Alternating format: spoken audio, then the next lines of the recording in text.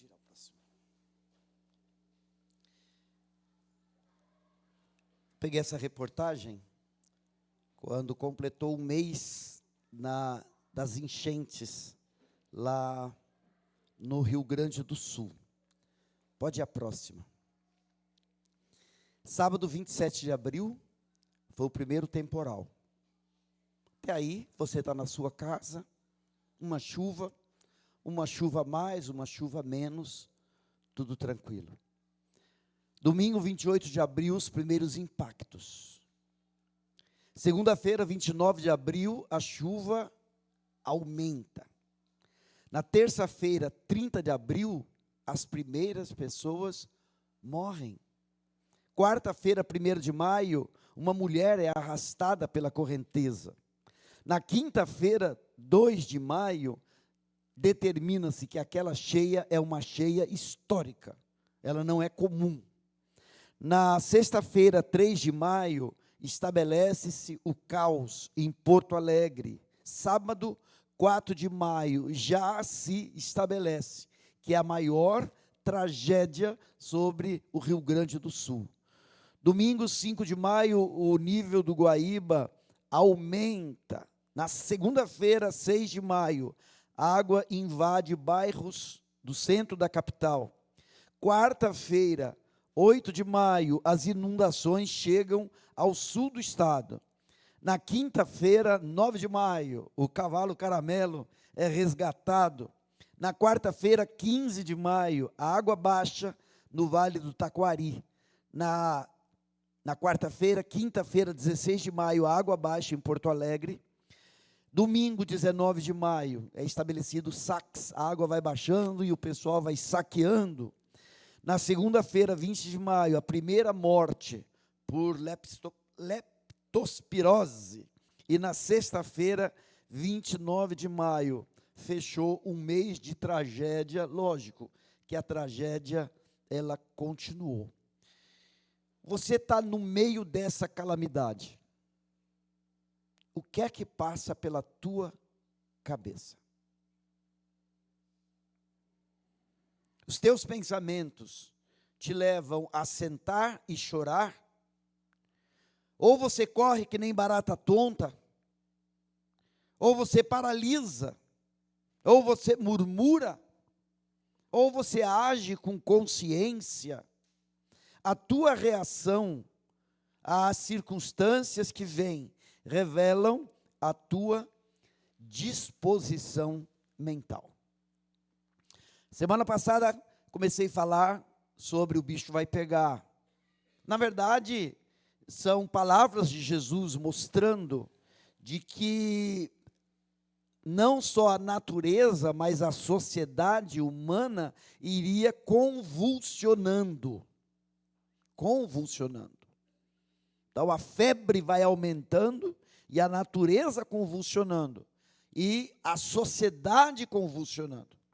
E Jesus, ele mostra que cada um destes sinais apontam para a gente de que um dia ele volta. Graças a Deus, ele volta para fazer aquilo que a Ju leu aqui, de Apocalipse 21:4. Tirar toda dor, toda lágrima, toda convulsão. Ele não só vai tirar a febre, ele vai tirar a infecção. Ele vai resolver o problema. Mas, se Jesus ele nos avisa, nós precisamos estar preparados. E uma das maneiras é você ter uma disposição mental adequada. O que é uma disposição mental? Disposição mental é uma condição da mente ligada, conectada e formatada. Ou seja, uma mente ativa, uma mente que ela não está parada, estacionada, desligada, ela está ativa, ela está perceptiva, ela está percebendo o que está acontecendo. Jesus falou sobre isso. Jesus falou, vocês sabem discernir a chegada do verão, vocês sabem discernir um vento do lado que vem, mas vocês não conseguem discernir os sinais dos tempos. É uma mente perceptiva e uma mente organizada para enfrentar a realidade que se apresenta. A palavra que a gente vai usar mais aqui é a partir de uma palavra de Paulo, quando ele fala que a gente deve ter a mesma mentalidade, daqui a pouco eu vou falar mais sobre isso, a mesma disposição mental de Cristo Jesus. É um verbo, e é um verbo que significa fazer uso da faculdade do planejamento refletido. Fazer uso da faculdade do planejamento refletido. Ter uma atitude, uma maneira certa de pensar. Então veja só, Paulo usa esse verbo 10 vezes na carta aos Filipenses. E na carta aos Filipenses, Paulo, ele fala, e eu quero ler aqui, Filipenses capítulo 1, se você quiser abrir, não, ainda lá atrás, a outra, a anterior, isso. Filipenses capítulo 1, Paulo vai dizer assim, nos versículos 12 a 14. Quero ainda, irmãos, cientificar-vos de que as coisas que me aconteceram têm, antes, contribuído para o progresso do Evangelho, de maneira que as minhas cadeias em Cristo Jesus se tornaram conhecidas de toda a guarda, de toda a guarda pretoriana e de todos os demais. A maioria dos irmãos, estimulados no Senhor por minhas algemas, ousam falar com mais desassombro a palavra de Deus. Veja, Paulo está preso. E qual é a disposição mental de Paulo? A disposição mental de Paulo não é ver naquilo uma desgraça, não é ver daquilo um problema, não é ver daquilo um sofrimento, mas é ver naquilo uma oportunidade de levar o evangelho à guarda do imperador, à guarda pretoriana. Então Paulo diz: eu quero que vocês saibam que as coisas que me aconteceram têm contribuído para o progresso do Evangelho. Paulo poderia, naquele momento, estar que nem barata tonta, batendo a cabeça na prisão onde ele estava, na sua cela. Ele poderia estar ali fazendo orações, meu Deus, livra-me daqui, livra-me daqui, livra-me daqui. Paulo poderia estar com uma disposição mental de dizendo: cadê os irmãos que eu evangelizei? Ninguém vem aqui, ninguém vem me ver, ninguém vem me tirar daqui. Mas Paulo tem uma disposição mental adequada. E por isso, nessa carta, Paulo, ele cita esse verbo, fronel, 10 vezes, em várias situações. Eu não vou ler todas, porque senão a gente acaba perdendo um pouquinho o nosso foco, mas sempre falando sobre disposição mental. E aí é nessa carta, e agora sim, é que ele vai falar sobre Jesus. Ele fala assim: olha, seja a atitude de vocês a mesma de Cristo Jesus. E essa palavra atitude, e eu coloquei uma outra tradução, sejam possuídos do mesmo modo de pensar de Cristo. A atitude aí não se refere a alguma coisa que Jesus faz, se refere à maneira como Cristo entende e o que ele faz a partir do que ele entende.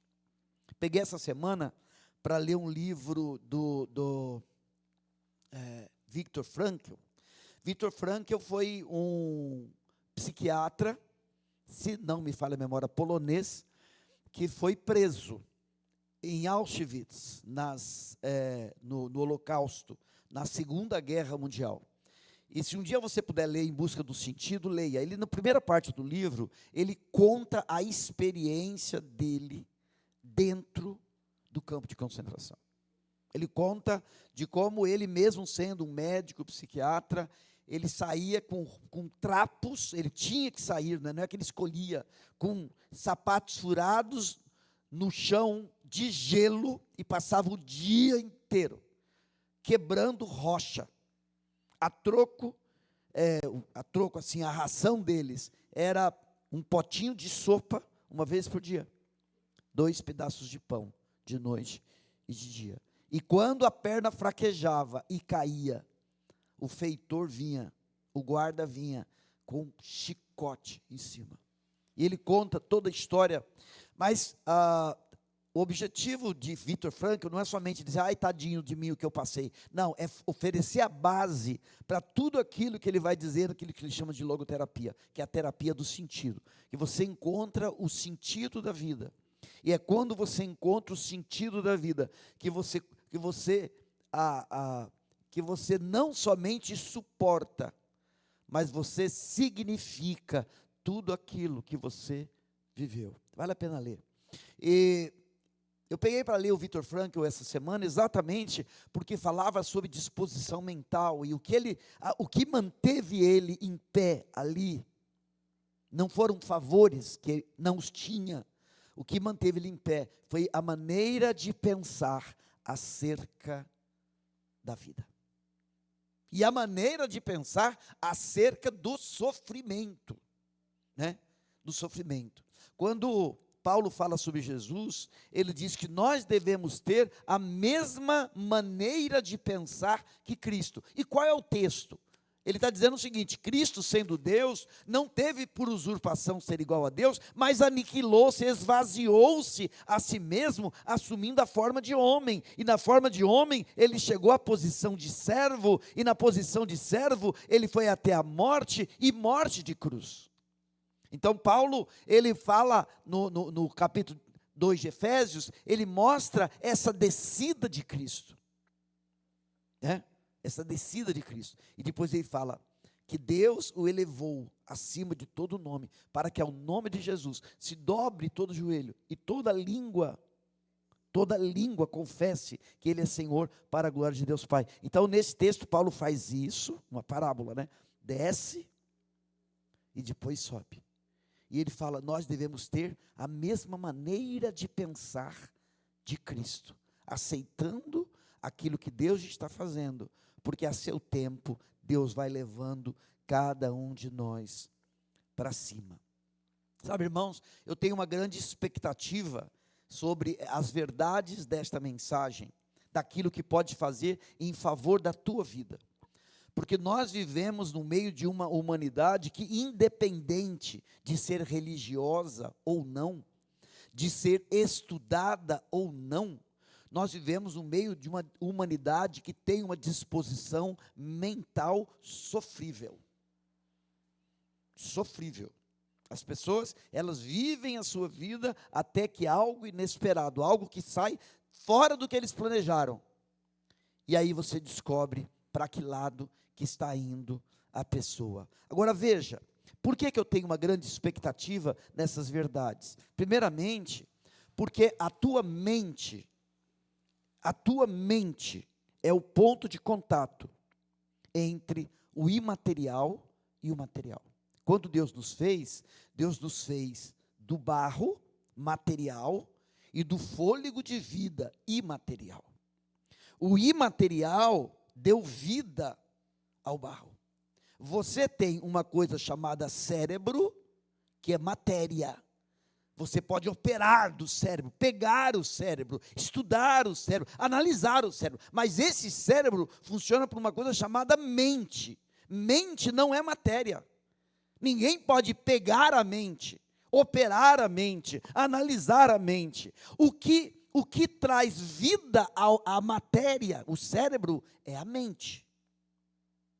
E a mente, ela funciona pelo processo de pensamentos. Veja, quando você entende que o primeiro ponto de contato entre o espiritual e o material é a tua mente. Uma disposição mental favorável é o que possibilita que o espiritual opere no meio do material. E uma disposição mental reprovável, desfavorável, é aquilo que prejudica o espiritual acontecer no meio do material. Veja, a tua mente é o melhor recurso imunológico que você tem. Pensamentos ruins, negativos, pensamentos de derrota, eles expõem o teu corpo a todo tipo de mal. Veja, nós vivemos uma geração que é tão preocupada em tomar coisas e comer coisas que reforcem o sistema imunológico, mas contaminam a sua mente com notícias ruins, notícias negativas, com conversas vazias, com coisas que só prejudicam a mente. Não há como você ter vida espiritual se você tem uma mente carnal. Então, o maior recurso imunológico que você tem é o seu cérebro. Ou seja, não o seu cérebro, é a sua mente. Além disso, a mente é o único ambiente onde a verdadeira liberdade acontece. Você é totalmente livre na mente. Ninguém te obriga a pensar e ninguém te proíbe de pensar. E se você não tem autoridade sobre este nível de liberdade, você não vai ter autoridade sobre as outras coisas materiais. A mente é o ambiente onde o reino de Deus se manifesta. O reino de Deus se manifesta a partir da tua mente. Por isso que eu digo que eu tenho uma grande expectativa do que estas verdades possam fazer em favor da tua vida. Uma disposição mental adequada, onde você usa toda a liberdade mental que você tem para sujeitar os teus pensamentos a Cristo Jesus, onde o reino de Deus acontece a partir do imaterial para o material, usando a tua vida para tocar, abençoar, resolver. Percebe? Muito bem. Veja, toda desestrutura externa impacta internamente. Você está no Rio Grande do Sul, a chuva está caindo, a chuva não para, a água está aumentando, está subindo, as coisas estão acontecendo, né? De repente você está sofrendo que nem um doido lá no Rio Grande do Sul, perdendo tudo, e você percebe o Brasil inteiro chorando e celebrando a salvação de um cavalo, né? E você lá chorando porque a tua mãe morreu, ou porque os teus filhos estão ali desaparecidos, porque a tua casa caiu, e você vê as pessoas celebrando a salvação do cavalo, como se fosse a coisa mais linda que aconteceu. Essa desestrutura externa impacta você internamente. Quando você tem uma desestrutura externa, que encontra uma desestrutura interna, o que acontece é o caos. Mas quando você tem uma desestrutura externa, que encontra uma estrutura interna, o que você tem é aquilo que a gente chama de resiliência. É a possibilidade de voltar. Então, olha só. Você não tem autoridade sobre a estrutura externa, ou a desestrutura externa. Você não tem autoridade. Você tem autoridade sobre a estrutura ou desestrutura interna. E quando você internamente está estruturado, o externo não cria o caos. Você se torna um agente de retorno. Veja que grande bênção. No meio de qualquer confusão, seja familiar, seja empresarial, seja social, seja lá de que for, qualquer confusão, um agente do reino de Deus presente. Aonde ele não é parte da desestrutura, aonde ele consegue oferecer estrutura. Quais são os sintomas de uma disposição mental reprovável? Uma disposição mental reprovável é marcada por confusão mental, por desorganização. Eu não sei o que eu penso. Eu não sei, nem sei de onde vem, para onde vai, o que eu faço é uma confusão mental. Certo? Essa confusão mental, ela gera um cansaço mental. Eu estou cansado de pensar. Ah, eu estou cansado de tentar entender, eu quero dormir, eu quero entrar no meu quarto, quero fechar a porta, eu estou cansado. E não é cansado fisicamente, cansado mentalmente. Esse cansaço mental gera angústia emocional. Angústia, que vai gerar um equívoco comportamental, comportamento equivocado. Então imagine você está no meio da confusão, lá no Rio Grande do Sul, e aí você pode aplicar isso às confusões da tua própria vida, você está lá no meio, e aquela desorganização externa, ela encontra você internamente desorganizado, e aí você fica confuso. Eu não sei o que eu penso, eu não sei o que eu falo, eu não sei o que eu faço, eu não sei nada, e aquilo começa a gerar em você um cansaço, eu quero sair, eu quero fugir, eu quero dormir, eu quero beber, eu quero esquecer. E esse cansaço que gera uma angústia, leva a pessoa a se comportar de maneira equivocada, gritando com os outros, tentando fazer as coisas de qualquer jeito, tentando resolver o problema, e mais piorando do que ajudando a resolver o problema. Tudo isso são sintomas de uma disposição mental reprovável.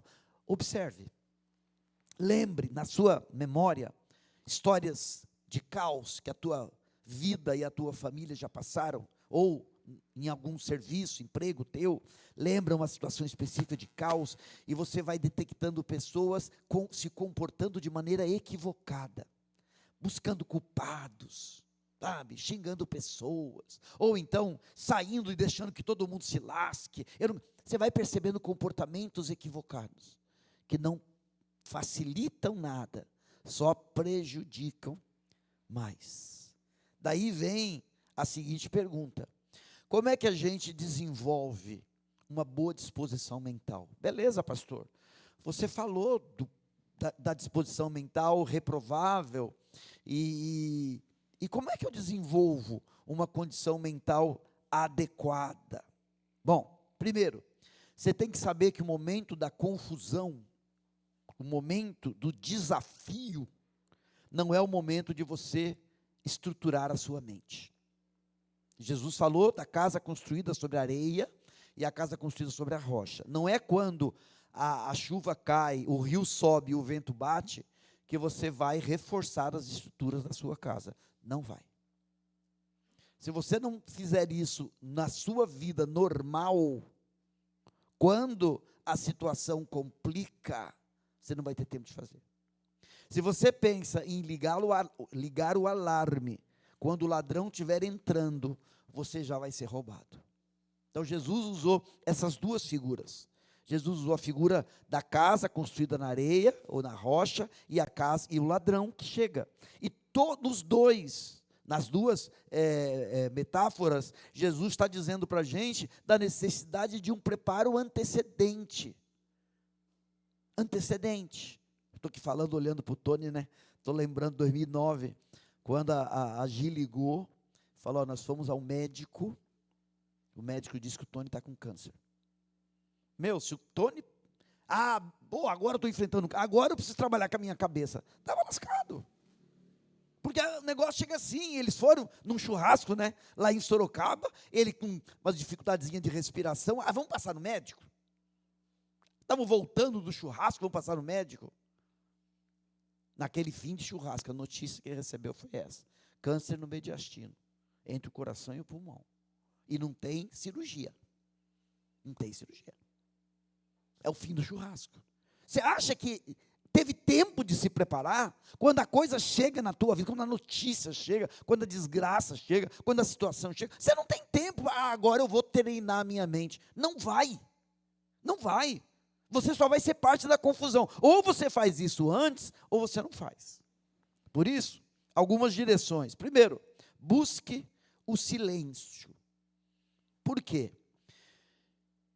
Se a sua mente é o primeiro ambiente onde o reino de Deus se manifesta, a primeira coisa que você precisa fazer é você calar a tua mente para ela se sujeitar à liderança do grande Deus.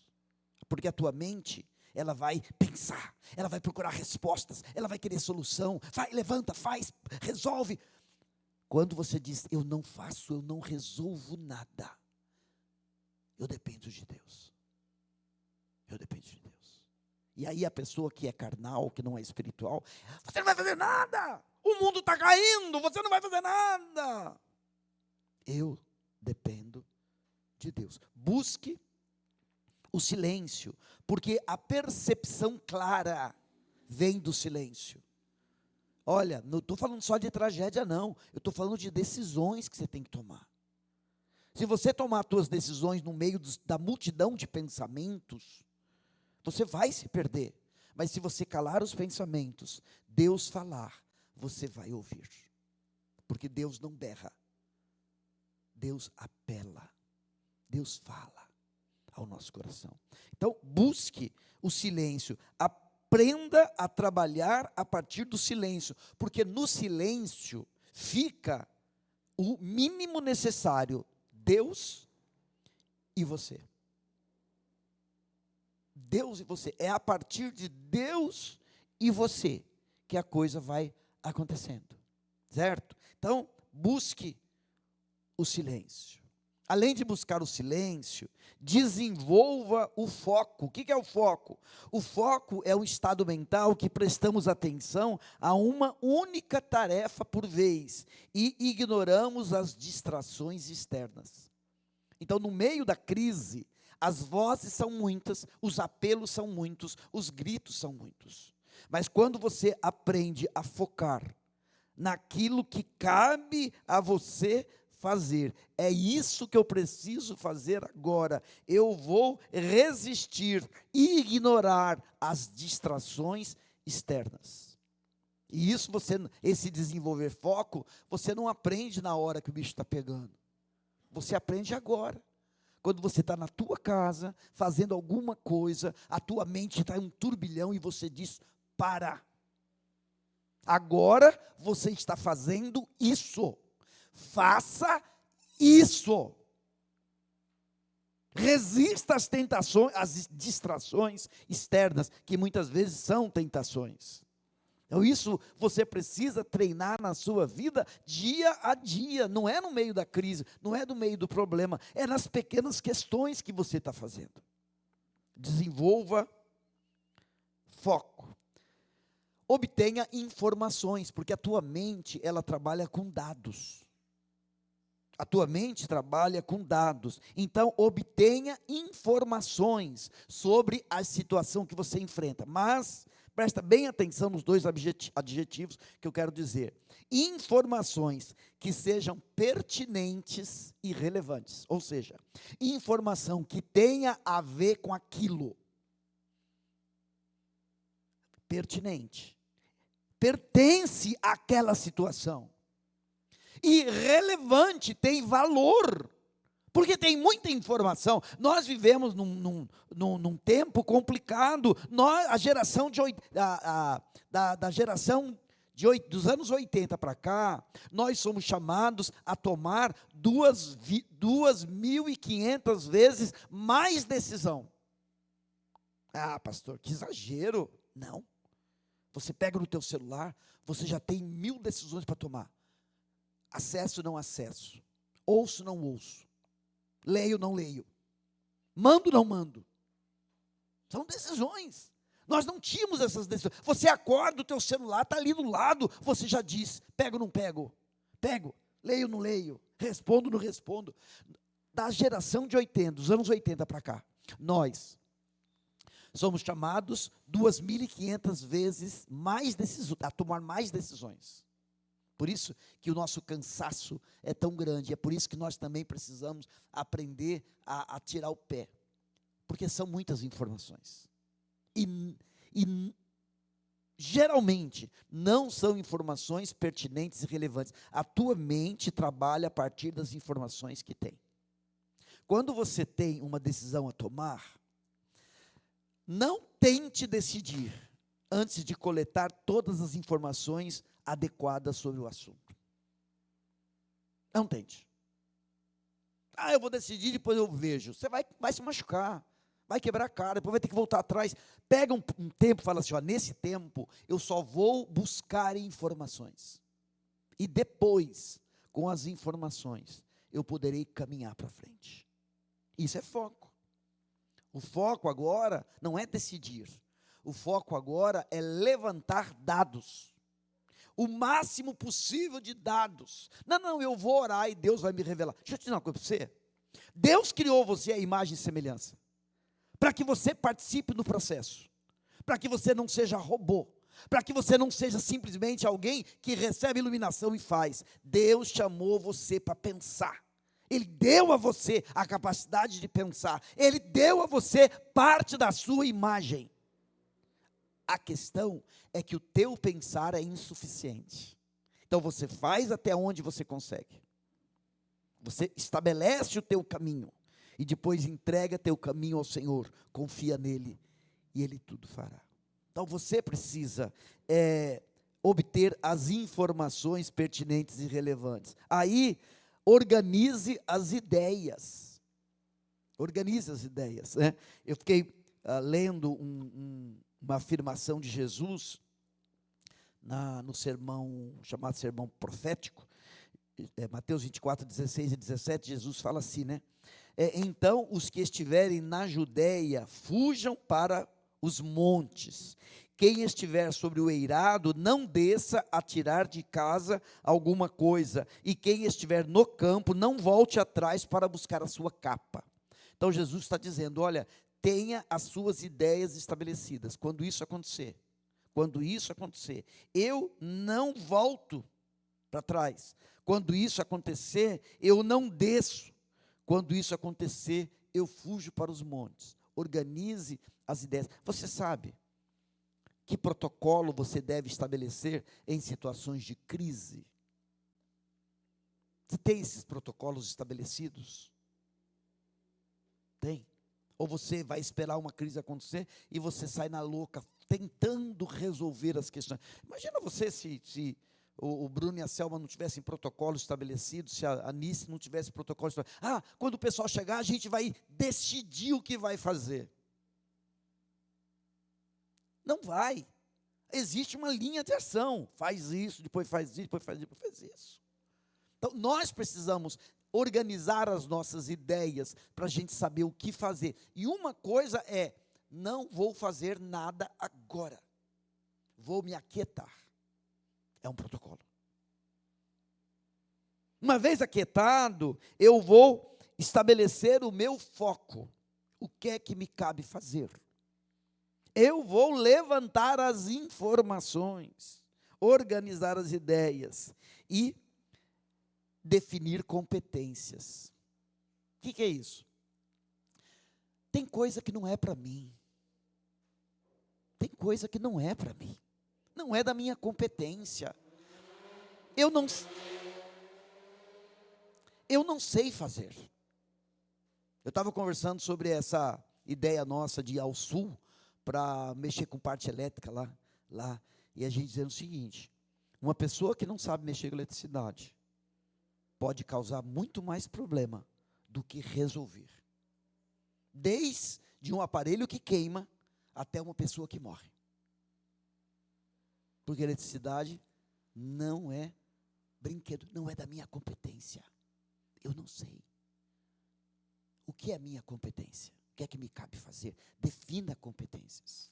Isso aqui, eu estou falando de crise, mas eu estou falando de vida. Estou falando de dia a dia. De situações em que você precisa saber quem pode, quem deve, a quem cabe fazer tudo isso. E aí, eu acrescentaria aqui o seguinte, uma palavra do Viktor Frankl, ele fala, foca no futuro. Foca no futuro. Porque o que te tira do presente não é o passado, é o futuro. Olha para o futuro. E aí eu lembro da palavra do nosso mestre Jesus, aonde ele mostra esse quadro todo, e ele mostra a vinda dele em poder e glória. E esse futuro da vinda de Jesus em poder e glória é o futuro último da vida, da existência na terra. Depois terá só glória celestial, né? Sem lágrima, nem luto, nem dor, mas o último ato na história é a chegada de Jesus em poder. Então você deve focar no futuro, mas não só no futuro imediato. Você deve focar até aquele último futuro, Ah, pastor, o último futuro existe? Sim, existe. Porque passado, presente e futuro faz parte do tempo. Lá no céu não há tempo, há eternidade. Lá no céu não há passado, presente e futuro. Certo? Então, o último momento, o último futuro que a gente vai viver aqui na terra é a volta do nosso Senhor Jesus Cristo. E você deve sempre ter isso diante de você. Não há na história humana um significado último, senão na pessoa de Cristo. Não está nos impérios, não está nas riquezas, não está em nada terreno, está na pessoa de Cristo, certo? E foca nisso. E aí vem a seguinte questão: quais são os benefícios? Os benefícios de uma boa disposição mental. Eu peguei Isaías 26, 3. Isaías 26, 3, lê comigo. Tu guardarás em aquele cujo está firme, porque em ti confia. Apesar de Isaías 26, 3 estar escrito em hebraico, mas quando foi feita a tradução da Septuaginta do Velho Testamento para o grego, o verbo usado aí é exatamente o verbo phronel. Tu conservarás em perfeita paz aquele cujo propósito, cuja disposição mental está firme, porque ele confia em ti. Então, se você desenvolve uma disposição mental adequada, você passa a ter calma nos seus pensamentos. É muito bom quando a situação fica complicada, quando o bicho está pegando. Você não faz a mínima ideia para onde a coisa vai. Mas você lembra, Deus está no controle. Ainda que com lutas e com dor, eu sempre seguirei a ti, Senhor. Os teus caminhos posso não entender, Senhor, mas sei que tudo é, veja, mas sei, não é sinto, sei, mente, que tudo é visando o meu crescer. Calma nos pensamentos, paz nos teus sentimentos, os teus sentimentos passam a ter paz, e aí vem produtividade. Não ativismo, porque quando a gente fica que nem barata tonta, mente confusa, a gente fica ativo, mas não produtivo. Ativismo é sinal de disposição mental confusa. Produtividade é resultado de disposição mental adequada. Permita-me fazer um comentário, não desfazendo e nem denegrindo nada que alguém possa ter feito, mas quando a situação do Sul se estabeleceu como caos, como uma catástrofe, uma calamidade, o Brasil inteiro se movimentou.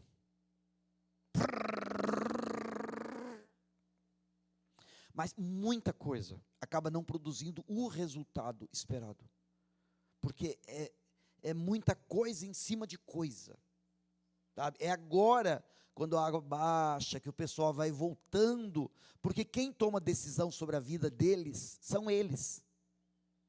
Qualquer pessoa que vai de fora, não vai tomar decisão por eles, vai somente apoiá-los na decisão que eles estão tomando.